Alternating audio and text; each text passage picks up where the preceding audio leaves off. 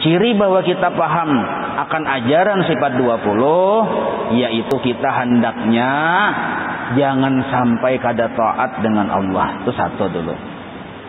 Apabila kita kada taat dengan Allah, berarti belum paham, belum mengerti ajaran sifat 20. Sebab orang yang belajar sifat 20 hasilnya pinandu. Apa yang dipinandui? Kita ini hamba. Siapa Tuhan? Allah. Nah, lalu Allah ini Tuhan kita. Kita ini hambanya.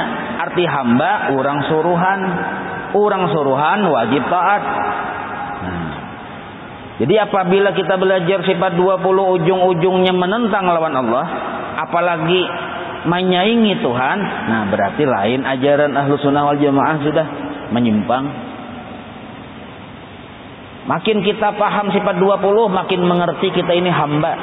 Maksud hamba, orang suruhan. Orang suruhan wajib taat. Ketaatan kepada Allah artinya menggawi suruhan sidin. Semata-mata kita mengerjakan perintah Allah itu semata-mata sadar diri bahwa kita ini orang suruhan, itu aja. Kenapanya waktu baudu, bangun subuh baudu, mandi misalnya, lalu sembahyang subuh berjamaah, hamba pang. Nah, hamba pang aku nih, orang suruhan pang. Apa ujat patuanan naik? Sebab aku dari ujung rambut sampai ujung batis, luar dan dalam miliknya Allah. Nah, miliknya Allah sang patuanan. Maka aku wajar taat lawan Allah Ta'ala. Kenapa menggawi sembahyang zuhur? Aku nih hamba. Nah, itu jawabannya. Ini yang disebut aslinya lillahi ta'ala. Sadar diri seorang hamba, lalu mau menggawi suruhan patuanan. Nyawa sembahyang subuh, siap brak. Nyawa sembahyang asar, siap bos.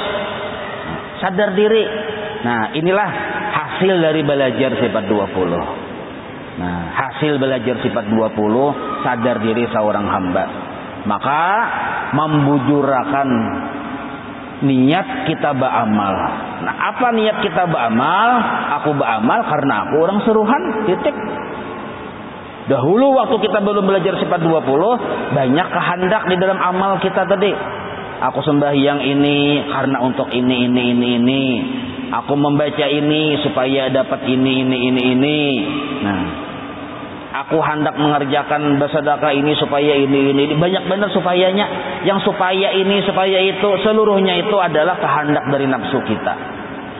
Maka nafsu kita itulah yang menggerakkan kita untuk beribadah. Maka ibadah itu jadi maksiat dalam pandangan Allah, karena bukan atas kesadaran seorang sebagai hamba.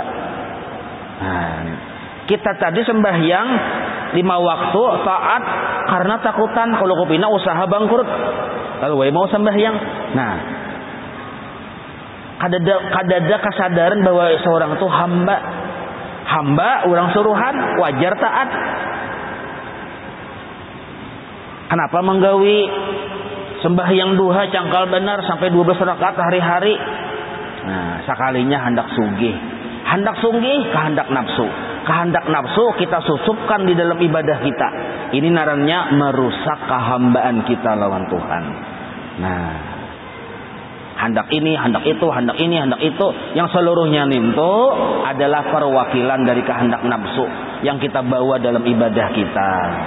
Lalu kita belajar sudah sifat 20, 1, yang kedua, yang ketiga sampai ke 20, paham, mengerti, ciri mengerti, mau sudah taat sebenar-benar taat.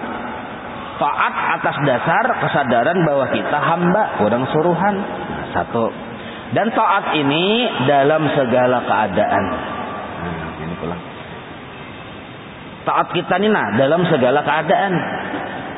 Karena kita ini hidup selalu bergaul dengan Allah, kapanpun, dimanapun. Allah yang mengatur kita kapanpun, dimanapun. Kita kada bisa keluar dari pengaturan Allah kapanpun, dimanapun. Apabila pun selalu kita dalam aturan Tuhan. Nah, maka kalau kita sadar bahwa kita dalam aturan Tuhan, sedangkan Allah menuntut kita taat, maka kita siap taat pada setiap keadaan. Keadaan itu 4 secara garis besar. Secara garis besar 4. Nah, dalam setiap keadaan yang 4 ini kita disuruh oleh Allah taat. Taatnya orang yang dalam keadaan dapat nikmat adalah bersyukur lawan Allah. Taatnya orang yang dalam keadaan dapat musibah adalah bersabar. Taatnya orang yang dalam keadaan ibadah kepada Tuhan adalah memuji lawan Allah. Taatnya orang yang dalam keadaan bermaksiat adalah segera bertaubat. Nah, ini yang disebut taat kapanpun, dimanapun. Maka kayak apapun keadaan kita dituntut taat. Kayak apapun keadaan kita, keadaan dapat musibah, disuruh taat. Taatnya dengan sabar. Dalam keadaan menerima nikmat Allah yang banyak, rezeki yang banyak, awak sihat. Nah, maka disuruh kita taat. Taatnya dengan bersyukur, berterima kasih, bersifat pemurah.